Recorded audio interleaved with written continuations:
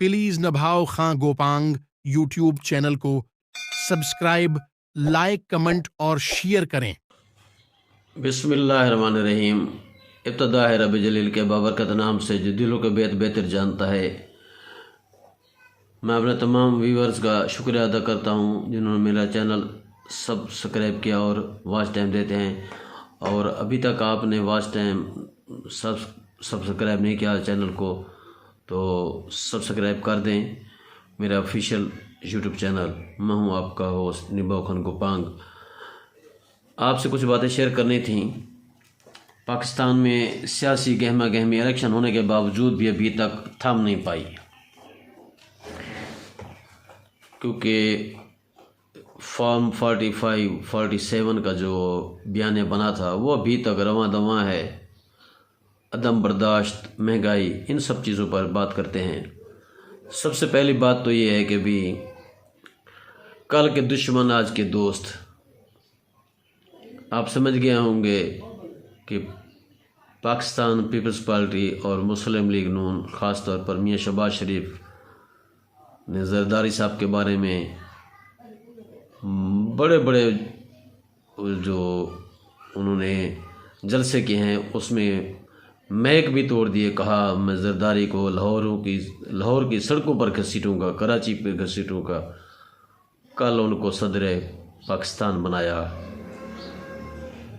बदलता है रंग आसमां कैसे कैसे। खैर, लेकिन अगर ये बातें पाकिस्तान की फलाह बहबूद के लिए हों, ये काम पाकिस्तान की आवाम के लिए हों, महंगाई कम करने के लिए हों, सहूलियात देने के लिए हों, तो तब तो ठीक है। लेकिन अगर ज़ाती बुनियाद पर हों तो पहले भी मैं कह चुका हूँ, इससे मैं इख्तलाफ राय रखता हूँ कि अगर सिर्फ़ और सिर्फ अपने ज़ाती मकासद के लिए ये अवाम को इस्तेमाल करते हैं और अयाशियाँ खुद करते हैं, ओहदे खुद बांटते हैं, तो ये अच्छा शगुन नहीं है, अच्छी रीत नहीं है। पाकिस्तान तनज़ली की तरफ जा सकता है और जा भी चुका है, और मज़ीद अगर चला गया तो लोग भूख से मर जाएंगे।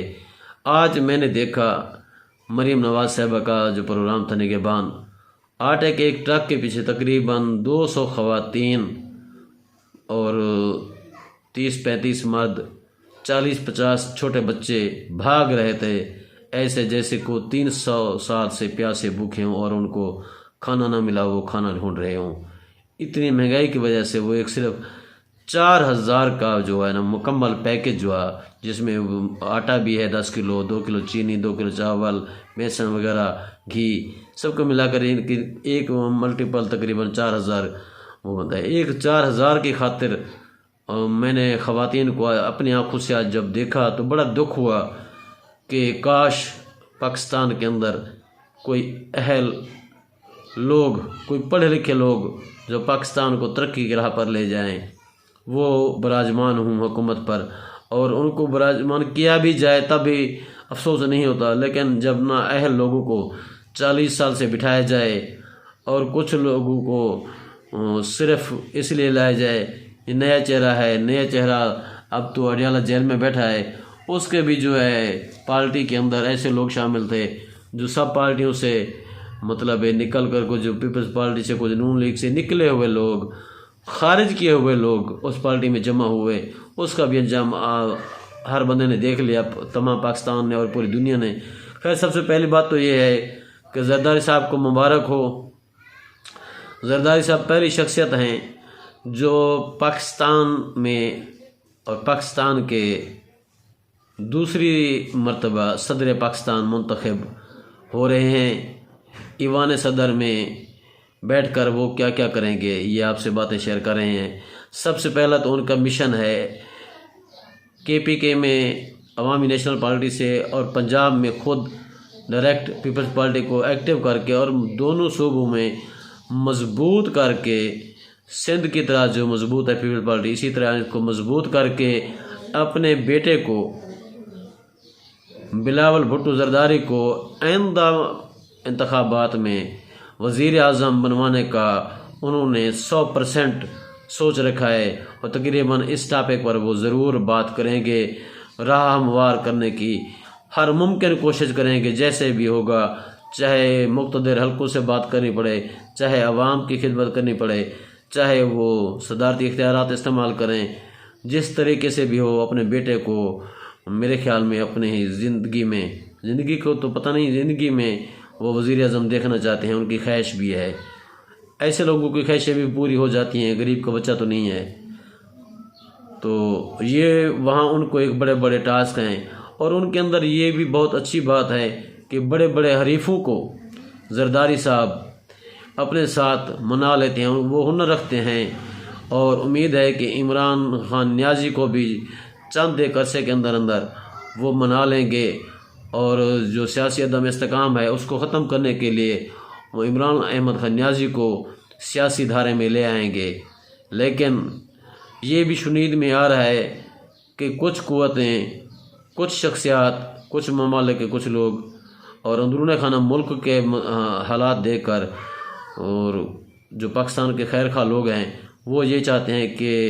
عمران احمد نیازی کے ساتھ مشروط طور پر کچھ باتیں کی جائیں، اور اس کی رہائی جہاں تک قانونی طور پر ہو سکے، سیاسی قیدی کو ریلیف دیا جائے۔ اور خاص کر سینیٹر مشاہد اللہ خان نے جو بات کی تھی اس پر انہوں نے توجہ دینا شروع کر دیے کہ بھی سیاسی قیدیوں کو ریلیف ملنا چاہیے تاکہ پاکستان مضبوط ہو۔ تو امید کرتے ہیں کہ بطور صدر پاکستان آصف علی زرداری صاحب بہت اچھے کام کریں گے، اور پاکستان کو نیک خواہشات کی جو ہم تمنا کرتے ہیں ان پر گامزن کرنے کی کوشش کریں گے۔ تمام ساتھیوں کو، تمام جماعتوں کو اکٹھا ملا کر چلانے کی ان کے اندر اہلیت بھی ہے، اور اللہ کرے وہ کریں گے بھی صحیح۔ دوسری خوشخبری یہ ہے، یا قانونی طور پر حق ہے، عمران ریاض رہا ہو گئے ہیں، جسمانی ریمانڈ کے بعد ضمانت پر رہا ہو گئے ہیں، لیکن چند دوستوں نے ان کو مشورہ دیا ہے کہ آپ نے یوٹیوب پر ایسے باتیں کرنا شروع کر دی، آپ نے کچھ پریس کانفرنس کے اندر یا کچھ اپنے چھوٹے موٹے کارنر میٹنگ کے اندر پی ٹی آئی کا ایک وکیل بن کر آپ نے ایسے باتیں کریں جیسے آپ جہاد کر رہے ہوں، لیکن آپ کے ساتھ جو اپنے قریبی دوست ہیں وہ مخلص نہیں ہیں، وہ آپ کی مخبری کرتے ہیں اور آپ کے بارے میں خاص طور پر نون لیگ کو بھڑکاتے ہیں، اور نون لیگ آپ کے خلاف ایکشن لیتی ہے اور آپ جیل کی سلاخوں میں چلے جاتے ہیں اگر آپ نے اپنے آپ کو نہ بدلا پھر بھی چلا۔ یعنی کہ نون لیگ ورسز عمران ریاض، یہ بات تو اب منظر عام پر آ گئی ہے کہ عمران ریاض شاید حق پر ہوں یا نون لیگ حق پر ہو، تو یہ کہنے کی بات نہیں۔ یہ فارم 45 47 پورے پاکستان کو بتا چکا ہے کہ آج تک کوئی بھی حکومت جمہوریت سے نہیں بنی۔ جمہوریت ذوالفقار علی بھٹو کے دور میں تھی، لیکن اس میں جو ہوا وہ بنگلہ دیش ہم سے چلا گیا۔ خیر پرانی باتیں ہیں، ان کو چھوڑتے ہیں۔ بہرحال عمران ریاض صاحب کی رہائی صحافی برادری کے ناطے ہونے ایک خوش آئند بات ہے، اور حکومت وقت سے بھی توقع ہے کہ صحافیوں سے خام خواہ کا ان کے اوپر جبر و ستم اور انتقامی کارروائیاں کرنے سے گریزاں ہے، تو پاکستان میں ابلاغیات کا جو یہ پیشہ ہے اچھا رہے گا۔ اس کے بعد آتے ہیں جی شیر افضل مروت کا الزام ہے یا شوشہ ہے یا مفت کی شہرت لینے کے لیے انہوں نے ایک بات کی ہے، لیکن ابھی تک اس کے پروف وہ کہتے ہیں کہ جی FIA کے سامنے ہم رکھیں گے، کسی اور کے سامنے نہیں۔ وہ یہ ہے کہ انہوں نے CM پنجاب محترمہ مریم نواز صاحبہ کو نشانہ بنایا ہے، ان پر الزام لگایا ہے کہ انہوں نے انڈیا کے بہت بڑے بزنس مین جندال سے مل کر اور ایک رینٹ کا ایک شوٹر جو دبئی میں رہائش پذیر ہے، اس شوٹر کے ساتھ ایک پلاننگ کر دی ہے اور $1 لاکھ میں مکہ بھی ہو گیا ہے، اور مجھے کسی وقت بھی کہیں بھی مار سکتے ہیں، لیکن زندگی موت تو اللہ کے ہاتھ میں ہے۔ اگر انہوں نے مجھے مارا تو میرے قبیلے کے لوگ اس دشمنی کو آگے لے کر جا سکتے ہیں۔ اللہ کرے یہ بات جھوٹی ہو، کیونکہ اگر اس طرح مرنے مروانے والی باتیں پچھلے ادوار میں کافی ہوتی رہی ہیں، قبائلی علاقوں میں کہ لوگ ایک دوسرے سے انتقام لیتے ہیں، سیاستدان بھی ایک دوسرے سے انتقام لیتے ہیں، لیکن اس 5-6 سال میں ہم نے دیکھا ہے کہ شدید طور پر یعنی کہ جس بندے نے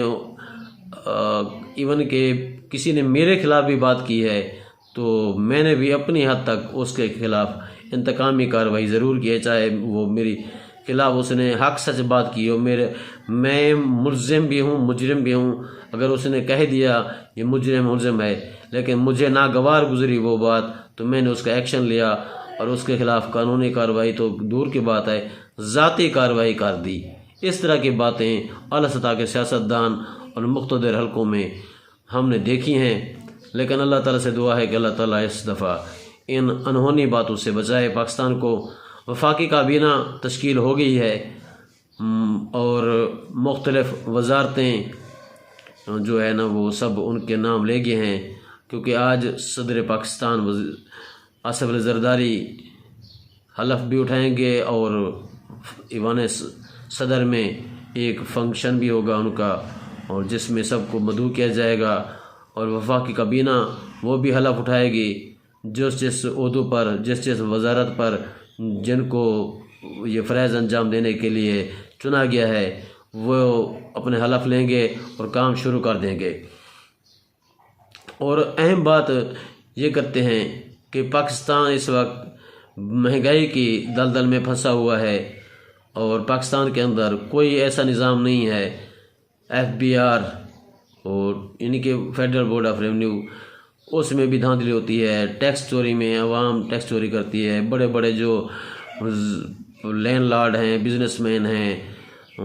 تاجر ہیں، جن کے پاس خربوں اربوں ڈالر پڑے ہوئے ہیں، وہ ٹیکس اگر صحیح معنوں میں دیں تو پاکستان کو قرضے لینے کی ضرورت نہیں ہے۔ اس کی مثال یہ ہے کہ سب سے پہلے تو میں آپ کو بتا دوں، سلطان علی علانہ صاحب HBL کے جو CEO تھے انہوں نے انکار کر دیا، وہ راضی نہیں ہوئے، ان کو وزارت خزانہ اس ڈائریکٹ وزیر خزانہ یا مشیر خزانہ بنانے کے لیے نون لیگ نے پر ان کو بہت کوشش کی بنانے کی، لیکن وہ راضی نہیں ہوئے۔ انہوں نے کہا میرا کام تھا روشن پاکستان پروگرام کے تحت پاکستان کو FATF سے نکالنا، کیونکہ یہ ہم پاکستان ہے تو ہم ہیں۔ اور سلطان علی علانہ صاحب کی بہت اچھی کاوشیں تھیں لیکن وہ وزیر خزانہ نہیں بنے، اس کی جگہ اورنگزیب صاحب بہت بڑی شخصیت ہیں اور HBL کے CEO ہیں اور ٹاپ 5 میں گنے جاتے ہیں، ورلڈ میں ٹاپ 5 میں گنے جاتے ہیں، اور جن کے والد سابق پارلیمنٹیرین تھے، اب ان کی مسز جو ہیں وہ بھی پارلیمنٹیرین ہیں پاکستان مسلم لیگ نون کی طرف سے، اور بیسیکلی وہ رہائشی تو فیصل آباد کے ہیں، پاکستان کے نیشنلٹی بھی ہے، اور اورنگزیب کے پاس دوہری شہریت جو ہے وہ ہالینڈ کی ہے۔ اس پر بھی اعتراض تو ہوا ہے، لیکن امید ہے کہ ان کو HBL کے CEO کے طور پر جب ان کی خدمات دیکھی گئیں تو ان سے توقع رکھی گئی اسحاق ڈار سے زیادہ وہ پاکستان کی معیشت کو سنبھال سکیں گے اور مہنگائی پر کنٹرول کرنے کی پالیسیاں بنائیں گے، تو ان کو وزیر خزانہ مشیر خزانہ بنائے جانے کا نوٹیفیکیشن جاری ہو جائے گا۔ آج ان کی HBL میں تقریباً 3 کروڑ پر منتھ تنخواہ تھی، اب پتہ نہیں ان کو کتنی ملتی ہے، یہ اناؤنس ہو جائے گا۔ تو ان میں یہ فائدہ ہے کہ اگر اس طرح کے لوگ پاکستان کی معیشت کو اگر مستحکم کر جاتے ہیں اور آصف علی زرداری سے ایسے لوگ سیاسی عدم استحکام کو مضبوط کر جاتے ہیں تو پاکستان کے وہ دن دور نہیں کہ وہ ترقی کے منظر پر ہو۔ پرسوں میں نے ایک ویڈیو دیکھی، وزیر معدنیات سندھ تھے میرے خیال میں، خانہ کعبہ میں بیت اللہ میں کھڑ کر طواف کے دوران انہوں نے ویڈیو پیغام دیا کہ پاکستان کے 2 صوبے خاص کر سندھ اور بلوچستان معدنیات سے مالا مال ہیں، اربوں خربوں روپے سالانہ ہم ان سے اس جو معدنیات سے ذخائر ہیں ان سے نکال سکتے ہیں، اگر ہم وہاں پر اپنی خام چیزیں بیچنے کے بجائے ان کو میڈ کر کے یعنی کہ اس کو اصل حیت میں لے کر یوزیبل بنا کر سیل آؤٹ کریں، تجارت کریں، اپنے کام لائیں،